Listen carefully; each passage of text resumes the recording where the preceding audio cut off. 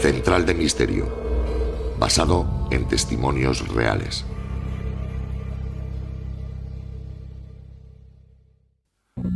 Una vez en la vida, y de casualidad, puedes contemplar el misterio en toda su esencia. Otras veces eres consciente y lo buscas, lo imploras, lo invocas, y una vez entre millones, se dan las condiciones necesarias para que el misterio se muestre y nos deje convencidos de que existe, de que está ahí.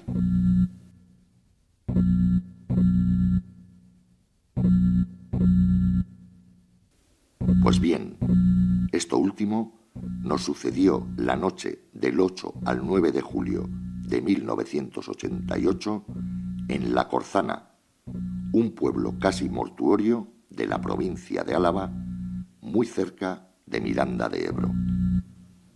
Hoy, en Central de Misterio.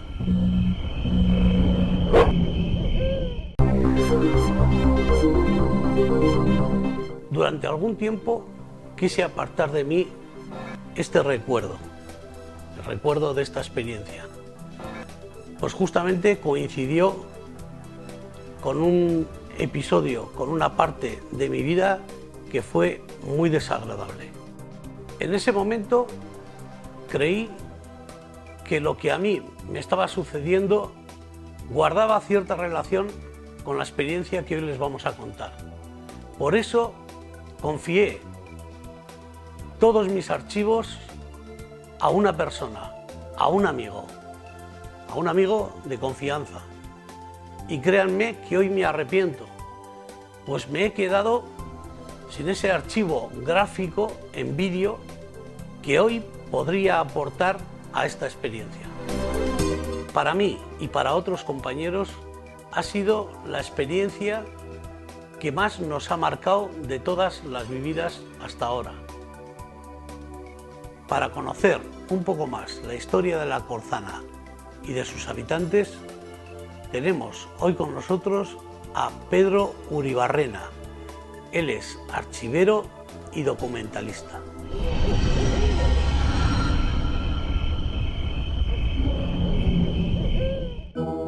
La Corzana es un punto importante, se encuentra a la orilla derecha del Zadorra, poco antes de la confluencia con el Ebro. El Zadorra y el Ebro se juntan en un sitio que se llama Arce, que es conocido Arce, en la documentación aparece como Arce Mirapérez, curiosamente un nombre compuesto, y en las guerras carlistas se conoce como el Cerro del Infierno, posiblemente por la dureza de las batallas que hubo allá. El sitio es un cruce de caminos romanos, La zona es una zona plagada de términos romanos, está cerca Carasta, está cerca Caranca, el yacimiento de las ermitas, es un punto importante.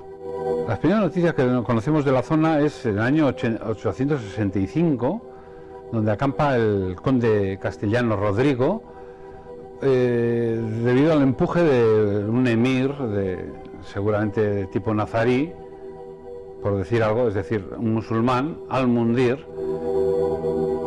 Y la siguiente noticia que tenemos es a finales del siglo IX, hacia el 800 y pico, donde en esa zona, o muy cerca de esa zona, en la zona llamada de los Pozos, los cristianos tienen una terrible derrota que les hace retroceder muchísimo. Y luego el punto es importante porque es un camino que luego con el tiempo será el camino de París-Madrid. Por ahí pasa toda la realeza, todas las reinas y los reyes que vienen a gobernar el Estado católico de la península ibérica. La torre es una torre que se conserva muy bien, conserva todavía su su aspecto de fortaleza, aunque la gran remodelación de la torre es hacia los finales, hacia primeros del siglo XX, hacia 1905-10, un tal Sancho Encio de Hurtado de Mendoza, que le quita altura, le quita los matacanes. Los matacanes son unas defensas que se hacen exteriores para defender las puertas, y le da el aspecto actual, con un edificio anexo a su lado, pero conserva su aspecto de fortaleza medieval buena. Es una fortaleza tardía, pero bueno, de aspecto interesante, ¿eh?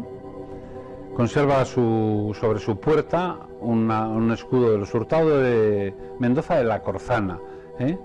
La banda famosa de los Hurtado de Mendoza, de la villa de Mendoza, cercana a Vitoria, y la orla de la Corzana,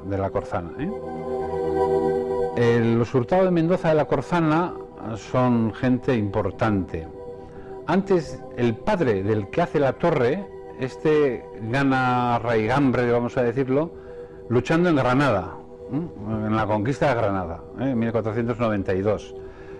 Llega a ser tan importante que le nombran gobernador de la frontera de Navarra, es decir, estaría al lado pegando en Álava antes de la conquista de Navarra, que es 1512, y también es un hombre importante porque lucha contra el comunero alavés Pedro de Ayala, señor de Salvatierra, que se alió con los comuneros que luego pierden, ¿no? Los señores que se sublevan contra Isabel la Católica y pierden la guerra. García de Mendoza, que sigue haciendo la torre, tiene 3 hijos. El primero muere en Flandes en el asalto a Maestricht, que nos sonará, Maestricht, esa ciudad donde se ha conformado la Europa que conocemos ahora. Y el segundo hijo también le muere en Flandes, ¿no? Esa famosa frase que se dice, una pica en Flandes. Pues bien, las picas se hacían en la zona entre Mondragón, Aramayona, El Hórreo y eso. Las picas son unas grandes lanzas de 2,5 metros que son para la defensa de la caballería. Perdón. Pero el último hijo es criado como paje de Felipe II. Aquí está la importancia de este tío, que bueno, dentro de sus peripecias de película, sirvió a Felipe II, a Felipe III y a Felipe IV. Es un hombre espectacular y les sirve muy de cerca, ¿eh? García de Hurtado de Mendoza, el hijo, que se llama Diego Hurtado de Mendoza, los Hurtado de Mendoza lo que hacen es reproducir mucho el apellido suyo, el Diego, el Rodrigo, etcétera, muy parecido a lo que le conocemos de la Torre de Barona.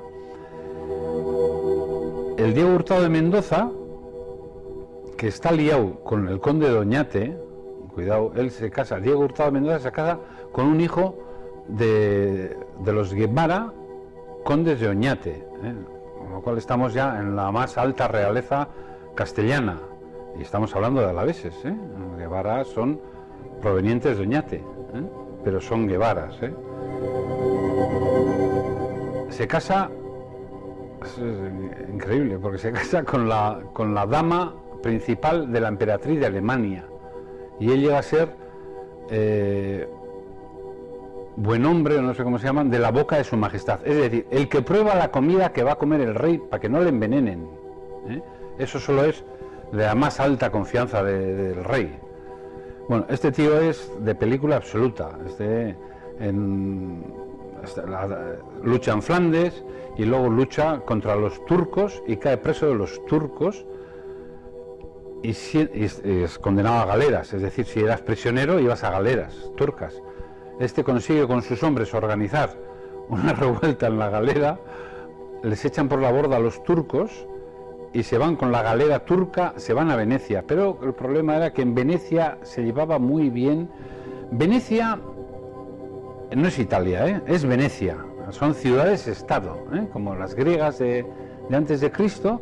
En Italia como país no existe hasta mediados del 19. Entonces Venecia es una ciudad-estado que se lleva muy bien con los turcos.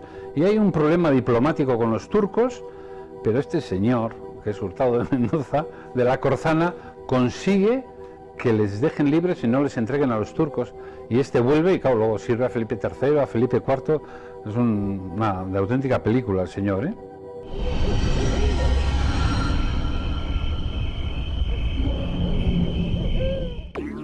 Hemos creído que ahora era buen momento para recordar esa experiencia. Así que vamos a volver, vamos a recordar y vamos a escuchar a todos esos compañeros que estuvieron a mi lado aquella noche en la Corzana.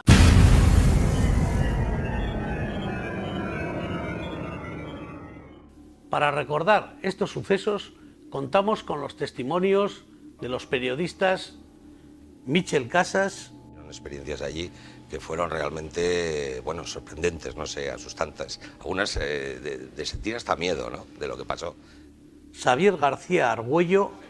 Con lo de las manos en la mesa, no hay, es que es imposible, es imposible. O sea, yo estaba a metro y medio, yo veía que nadie estaba empujando. La bruja Elena Ortiz. Sé cuando hay un solo espíritu y cuando hay más. Eran más de uno y estaban enfadados. Y con Javi Magra Sáez de Buruaga, primo del actual dueño del castillo. El cuadro de esa señora yo lo conozco desde niño, porque yo entraba ahí con 14, 12 años, jugabas ahí, entrabas con los primos y tal, y siempre cuando lo veía me impactaba, pero me daba como... es que lo veía tan real que parecía que estaba viva esa señora ahí, o sea, como te estoy viendo a ti.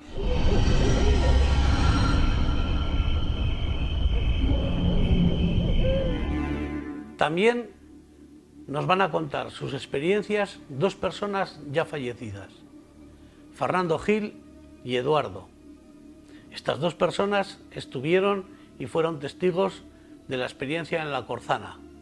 Las hemos rescatado del programa Gente de Frontera que se emitía en Radio Vitoria.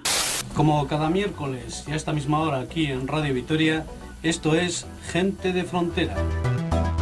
Este programa se realizó el 23 de julio de 1988.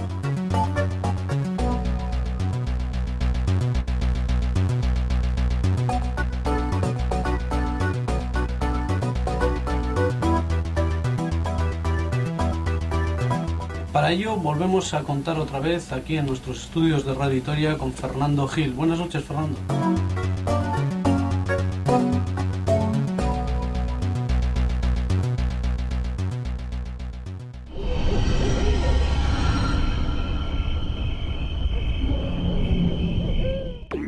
Para mí, todo comenzó con una llamada de mi compañero Michel Casas. Hoy, él nos cuenta cómo empezó todo.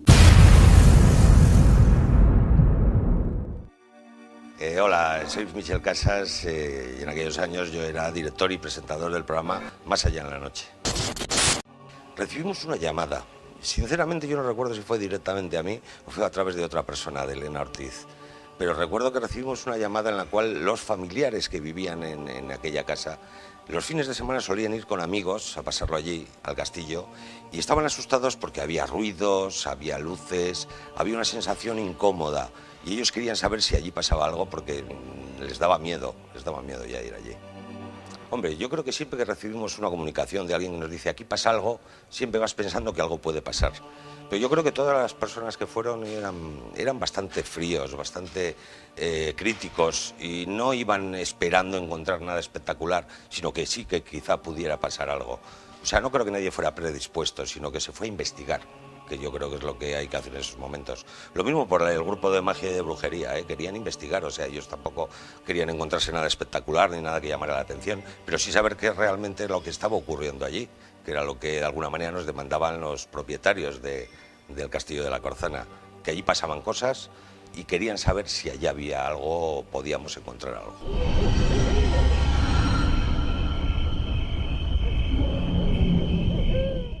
Pero, ¿y cómo se enteraron los demás? Xavier, Elena, Javi. Bueno, pues me llamo Elena Ortiz, me dedico al mundo de la brujería y me considero bruja hace muchos años. Y me enteré del tema de la Corzana, pues porque yo tenía un coven, una serie de personas relacionadas con la brujería, concretamente la Wicca, y nos llegó una información de que había un castillo en Miranda, que podía ser interesante pasar una noche allí porque podían pasar cosas extrañas. Eso me ocurrió a través de Michel Casas, que en ese momento era una persona que yo conocía, porque yo en ese momento también trabajaba en Radio Euskadi. No, la verdad es que no me contaron nunca nada relacionado con el castillo. Simplemente, bueno, pues al ser un castillo, dedicarme al tema del espiritismo, de la brujería y tal, siempre es algo que es como pues apetecible, te apetece verlo o ver si realmente ocurre algo allí. Pero, a ver, historias raras, digamos, relacionadas con el castillo, no me contaron nunca nada. No sé nada hasta que llegué allí y ocurrieron cosas. Buenas, me llamo Javi Magra, soy de Uruaga, y mi relación con la finca La Corzana es que soy sobrino de los dueños. Surgió de una manera, como a mí me gustan estos temas paranormales, desde crío y tal, y pensé, igual casi como ha dicho Elena, un castillo que tiene siglos, digo, pues ahí tiene que haber energías y tal. O sea, no, fue una cosa que salió de mí, no de que nadie me dijera hay que ir ahí a hacer nada. O sea, y entonces yo se lo comenté a Eduardo y a Elena esto. Dije, bueno, pues sí puede ser interesante ir allí a ver lo que hay o lo que no hay. O sea, fue de una manera de motu propio mía, no fue que nadie me dijo hay que ir allí ni nada de esto. Me llamo Xavier. En aquella época, en la época de la Corzana, yo trabajaba en el diario Egin, en una especie como de revista. Era formato diario, pero era revista, era semanal, que se llamaba Emen. Entonces, bueno, a través de Michel Casas, que teníamos mucha relación, pues me contó que se iba a hacer una experiencia de castillo, una experiencia con un grupo de brujería, no sé qué y tal. Me pareció muy interesante, me pareció apasionante. Le comenté al jefe y tal, y me dijo, oye, pues sí, vete a hacer un reportaje si quieres. Y me dejó una cámara de fotos y hice también unas fotos y tal, que son las que se conservan de aquella época como testimonio visual de lo que pasó, porque no hay imágenes en vídeo, que las hubo, pero han desaparecido. Yo no recuerdo que me contarían. Hombre, sí me quiere sonar como que me contaron que era un castillo muy especial, que habían pasado cosas muy raras y tal. Me quiere sonar, pero han pasado casi 30 años, ya no recuerdo.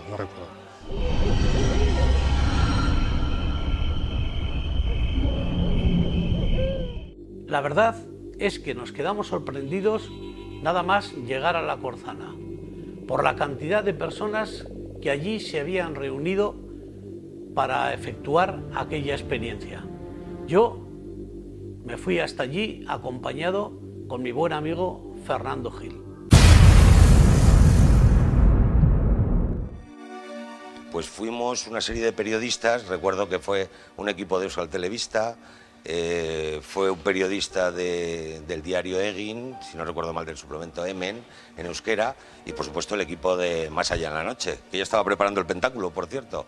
Y bueno, pues además de ello fue a un grupo de magia Wicca, liderado por Elena Ortiz, para investigar. Hubo un astrólogo, en fin, hubo una serie de personas del mundo paranormal y aparte sobre todo eso, varios periodistas que queríamos ver esa visión fría, no de alguien que está introducido en el tema profundamente, sino de alguien que lo quiere ver de una manera pues periodística.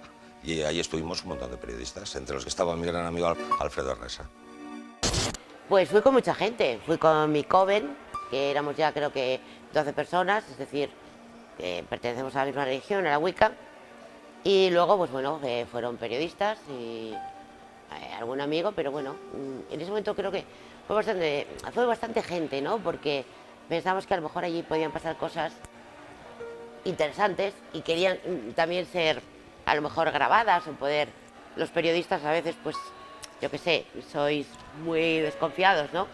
Y que entonces igual verlo, captarlo una cámara o lo que sea, pues podía ser interesante.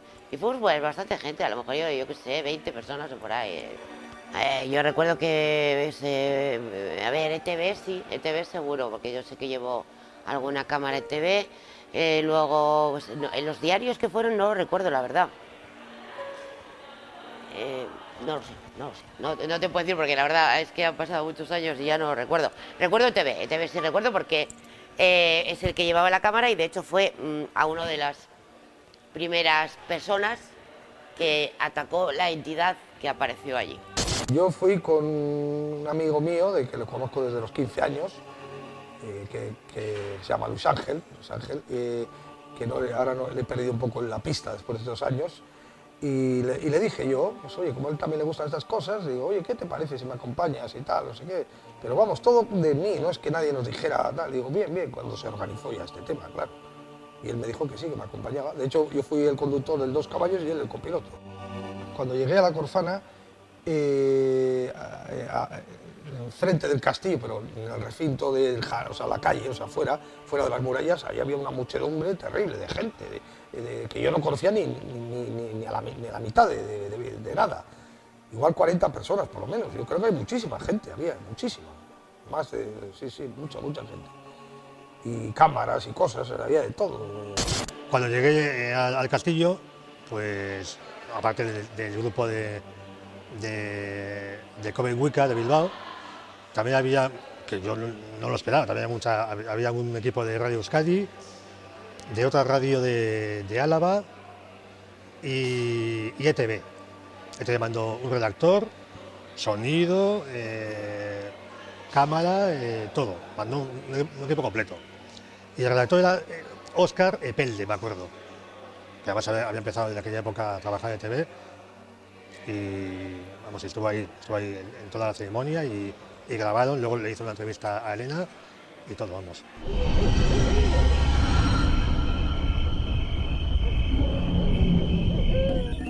Michel Casas, desde el primer momento, se integró perfectamente en el grupo Coven Wicca y así dar fe, como si se tratase de un juez, para que no hubiese ningún tipo de trucos, que todo fuese real, cierto y verídico. Bueno, pues a mí siempre me ha gustado como periodista integrarme, es decir, no verlo solamente desde fuera, sino integrarme y ver realmente qué es lo que hacían, ¿no? Porque luego muchas veces se oye, no, pues es mentira porque las cosas se las mueven ellos, tal. Entonces yo quería estar dentro y quería vivir esa experiencia. Yo me vestí como uno más, yo estuve con ellos haciendo las experiencias y, hombre, yo creo que tengo un ojo crítico también bastante fuerte. De hecho, yo nunca me he posicionado absolutamente por nada. Yo siempre he querido informar de lo que ocurría. Y yo la verdad es que yo no vi absolutamente nada raro y de hecho se vivieron experiencias allí que fueron realmente, bueno, sorprendentes, no sé, asustantes. Algunas de sentir hasta miedo, ¿no?, de lo que pasó. Hombre, está claro que cuando vas a hacer una investigación de ese tipo deseas como periodista de que algo ocurra, que aquello no sea un morbo y no pase absolutamente nada. Pero pues no creo que nadie provocara las experiencias y las circunstancias que pasaron allí. Se hicieron experiencias de escritura automática, se hizo una ouija, se hizo bueno, lo que se llama la mesa parlante, la dictología por medio de golpes. Ahí hubo una experiencia muy fuerte, ¿no?, en ese caso, que si quieres luego la contamos. Y yo creo que todo el mundo, sobre todo los periodistas, fuimos bastante críticos con la experiencia y creo que los que fuimos más sorprendidos con lo que pasó, porque nos sorprendió y nos asustó algunas de las cosas que allí pasaban. Como ya les hemos dicho al principio de este capítulo, no sabemos muy bien cuánto nos costará contarles esta experiencia. Por lo tanto, aquí tenemos que hacer una pausa y en el próximo capítulo les seguiremos contando la experiencia vivida en la Corzana.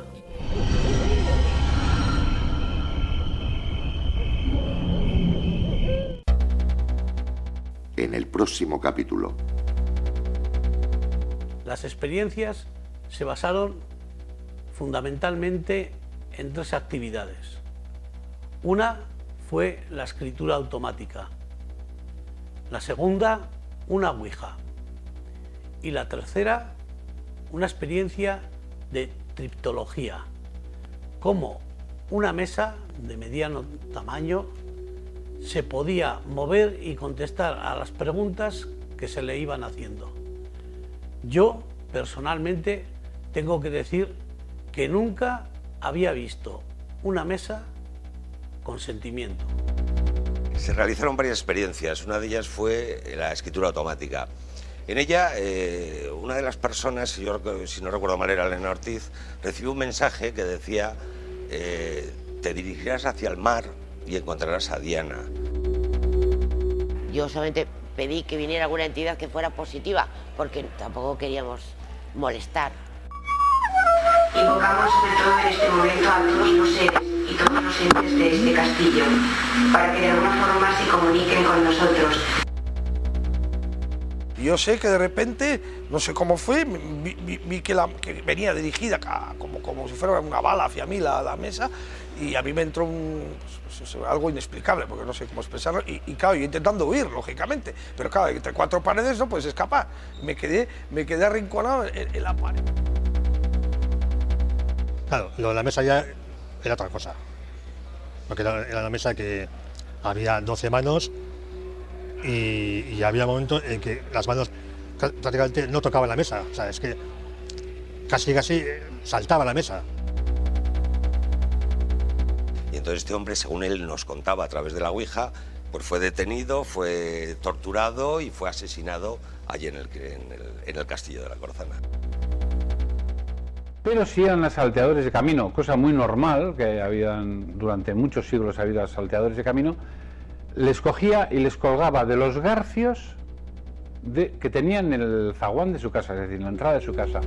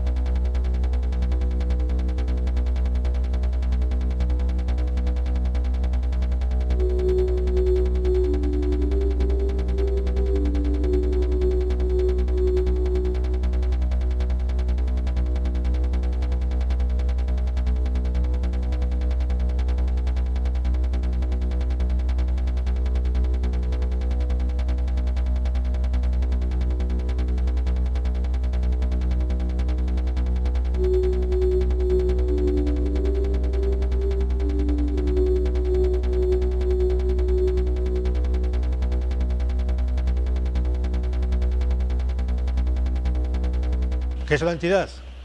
Claro. El misterio no es que es una entidad. El miedo es que no sabemos qué entidad es. ¿Que es una entidad? ¿Cómo no? Que había más de una entidad, para empezar. Ahí había más gente, ¿eh? Porque una sola entidad no puede provocar tanto. Allí fui a aparcar en primera y la dirección loca, o sea, se había roto la dirección, digo, me quedé blanco otra vez. O sea, primero el susto de la mesa y luego el susto de la dirección rota.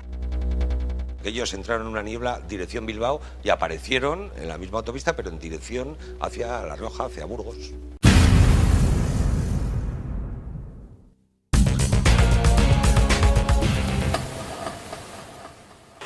Si os ha ocurrido algún fenómeno extraño, podéis poneros en contacto con nosotros en el teléfono 605 500 939, mandar un WhatsApp con fotografías, vídeos o notas de audio, y también por email en vuestroscasos@gmail.com o centraldemisterio@gmail.com.